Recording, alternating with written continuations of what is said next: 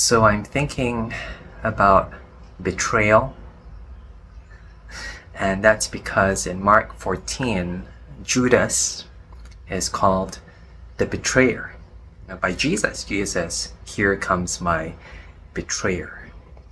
And Judas betrays Jesus by handing him over to the people who killed him, the chief priests and the Pharisees. But here's the thing. He does not kill Jesus himself. He just hands him over. And therefore, the thing about betrayal is this. It can only be done by a friend. It can only be done by someone who has been entrusted with your love and turns their back on that love. And what makes Judas a betrayer is not just that he does this horrible thing, but that he starts out as Jesus' friend. Now what's interesting also in Mark 14 is that Judas's story comes right before Peter. Peter is Jesus' number one disciple. He says, "I will never deny you. I will die for you." But he ends up denying Jesus 3 times. And it's there, that story of Peter is there to kind of like warn us from feeling as if, I would never do what Judas did, because we are not that different from Peter.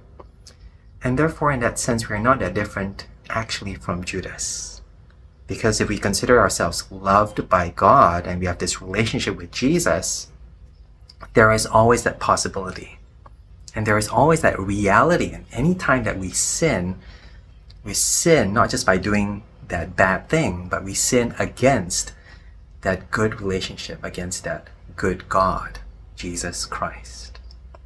Now what's interesting also is that Peter's denial is not just set against Judas's betrayal, but actually against Jesus's confession of himself.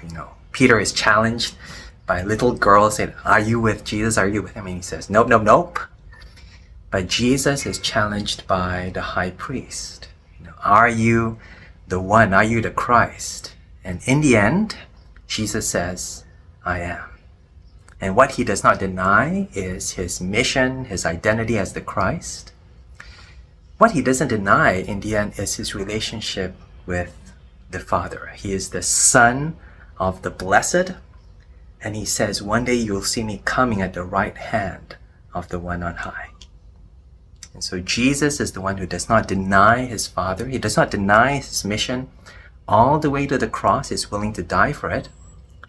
And in doing so, he makes it possible for those of us who maybe have turned our backs on him, maybe who have let him down in terms of that love, to be brought back into fellowship, to be forgiven of our own sins, and to be brought back as his brothers and God's children.